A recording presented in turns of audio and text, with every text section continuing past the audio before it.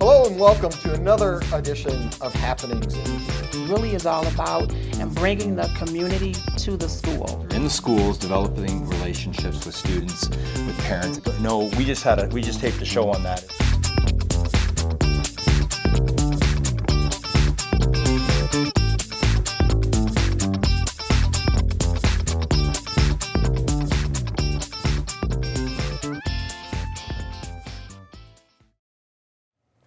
Hello and welcome to another edition of Happenings in the Dearborn Public Schools. I'm David Mustonen, Director of Communications.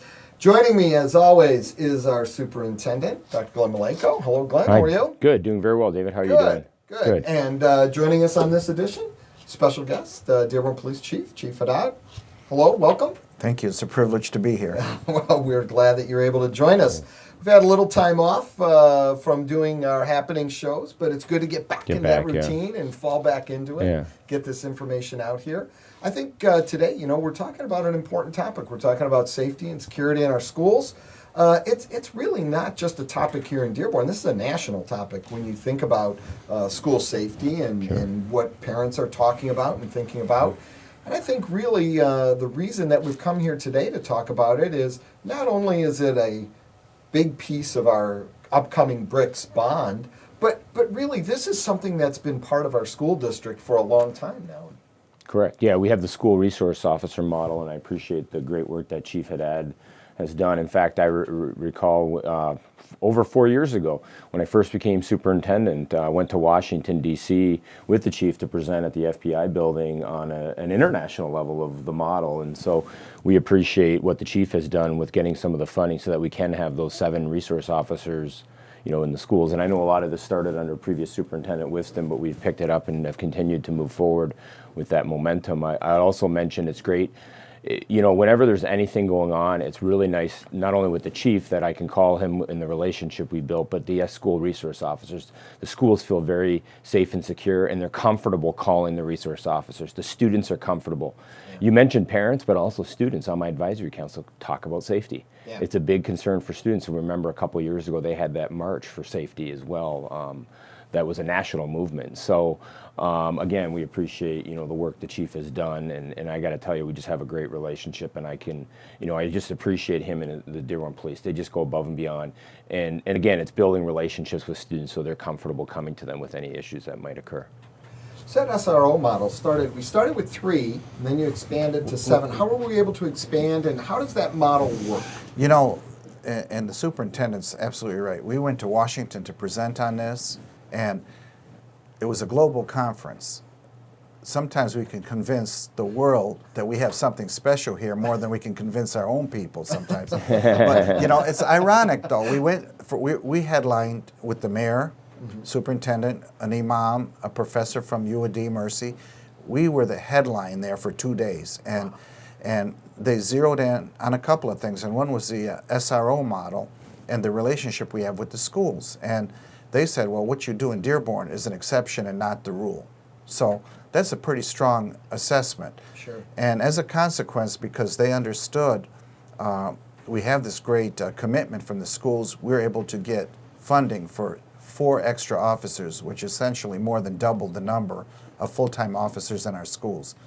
And the way we got them deployed, I'm not going to get into it real precise, but we divided them along high schools and feeder schools so that the officers will get to know the young people before they get to the high schools and get to know the administrators and essentially keep the environment safe, but also maybe identifying places where we have to do better with young people. So we don't wait till they're in high school and then identify, well, this one's maybe not having such a good time with things.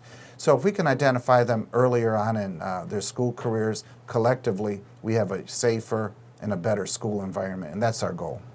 And I think something else that I don't know how unique it is to Dearborn, but something else that you do is that I know your patrol officers who are patrolling in the areas of our schools have to make scheduled stop into the schools, again, to build those relationships and get to know the administrators in those schools. Yeah, they're not scheduled. They're impromptu stops, so they come at different times, and that's essential. And yes, we do between 600 and 800 of those stops a month. Oh my gosh, And we wow. stop at all of our schools, David. I want to be clear about that. Wherever there's students in our city, we're going to stop at the schools, whether they're private, charter, or public. Absolutely. And so we care about our students, and so we want to make sure they're safe. And yes, our patrol officers do a wonderful job. They do between 600 and 800 stops a month in our schools, and I don't have to tell anybody in this room or any of our viewers that schools, unfortunately, are soft targets nationally and globally. And it seems when these atrocities happen, they're either at a school or at a mall or at a place of worship. Mm-hmm.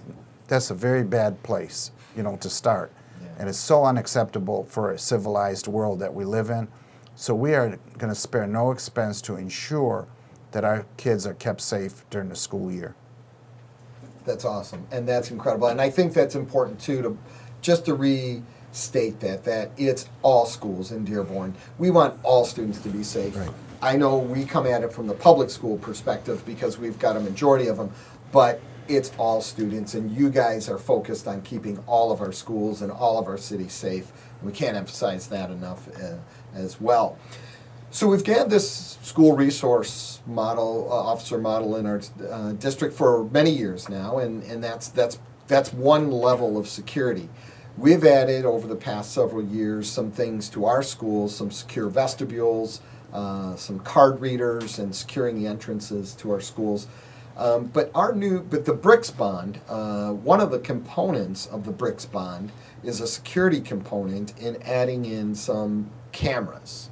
So correct. Yeah. So I could just expand add on that a little bit. So, and the chief and I have been working we have some cameras in the high school and a very limited amount in the middle school. And so we've already been trying to work on agreements where we can link in case of a first responder situation or an emergency where the police or first responders can link in.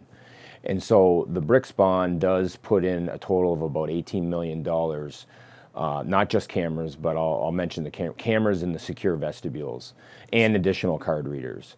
And so that's an important aspect. In an emergency situation would be the primary use, but it also, for example, we have cameras on all of our buses and we have some cameras in different places. They're also good deterrents for different situations. So there's also another impact as well, as people know, look, everything's on camera, and we can go and sort out a situation. And I know that whenever anything happens, first thing we're looking is, well, where's the camera? Can we get the camera? But the first priority would be in an emergency.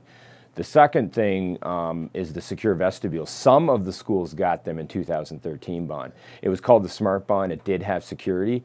But that just brought the card reader in. It didn't bring in the secure vestibule, which is a double door entry system, almost like a welcome center, so you go through a secure point. So for example, Whitmore Bulls would be an example of one that got it. So they moved the office so that you would have to go through first set of doors into the office, second set of entry doors. Woodworth is an example of one that doesn't have it, where you just get buzzed in and you can just walk through the school. And so we want those in every school. And so that's some of the safety security dollars from the BRICS bond. And the other would be additional card readers to make more secure entry points for authorized staff to make it, throughout the school district. So how are these cameras, putting cameras in all of the schools and having the ability for the Dearborn Police to be able to access those in an emergency situation, how is that going to help you in doing your job, Chief?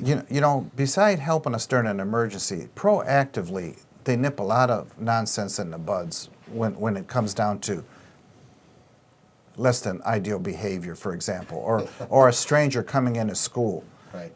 When you discern those kind of things proactively, it didn't happen. Something bad did not occur. So proactively, it's like an insurance policy. But in the event of an emergency, when a 911 call is triggered, God forbid if there's an active shooter or unruly parent or some kid from the outside causing a fight in the school, our officers need to know who they're looking for and what the situation is. So to get that information to our dispatch center, and then in the next evolution of our in-car cameras and video and computers, we're going to be able in real time to get video from a scene to the car going to the scene.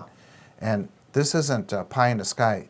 The more advanced police agencies around the country and around the world already have that capability, and they've had it for years. So we're just trying to catch up with that. And another thing I want to state is that we're not here like Big Brother spying on anybody, because if there's no problem, we don't see the video. If we don't have permission and access and so on to get to it, we're not going to get to it. So many schools have it, and I'm going to tell you, like at the ATA, for example, they're very high tech there, in case you didn't know that, and including their security. And that we have fewer problems there because they do, in fact, have the ability to monitor what goes on at the schools.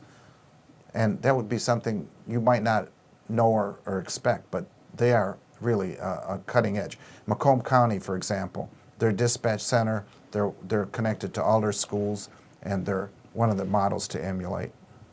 Well, it sounds like it's going to bring just another layer, and it sounds too. We talk a lot about, you know, it's the communication and it's building relationships, and then that other layer of security where we get the actual physical, technical part of it as well. So it's never just one thing is going to solve every problem. It's multiple layers that's going to create these more safe school environments. And I think by working with the Dearborn Police, having Chief Haddad and the city of Dearborn as such great partners really helps us do that. Yeah, and that's why we're asking, you know, the citizens to vote. The bonding proposals out there. That's why we brought it to the citizens. It was our recommendation. We had a whole 2-year process, a committee, an infrastructure committee, that eventually administration made recommendations based on that to the Board of Education. The Board of Education unanimously decided that we're going to move this forward, and the safety and security was one of those very important aspects that's in the bond that will be out there on November 5th. Great. So for more information on the BRICS bond, you can obviously go to the Dearborn Public Schools website. You can click on the BRICS bond icon, and we have all kinds of information about the bond there. The election day is November 5th. It's the only thing on the ballot in Dearborn Heights. There's also city council races included in that. We encourage everyone to become informed voters. It's your decision on how you are going to vote. We cannot advocate any one way when it comes to that. That's your choice, and that's what you have to decide. But it is our obligation to provide information to the voters, and that's what we're here to do, is to provide that information. Chief, thanks for being here. You've helped us in getting that information out, providing a little bit more detail about how these camera systems are going to work and how our ongoing and long-going SRO program has been in this district as well. So. Yeah, so we appreciate it, Chief. Thank you for the great support and the great partnership here, because it ultimately is about our students, keeping the students safe. Students first, you know, that's our vision, that's our motto. So thank you, Chief. Thank you. Great. We'll look forward to seeing all of you on the next edition of Happenings in the Dearborn Public Schools.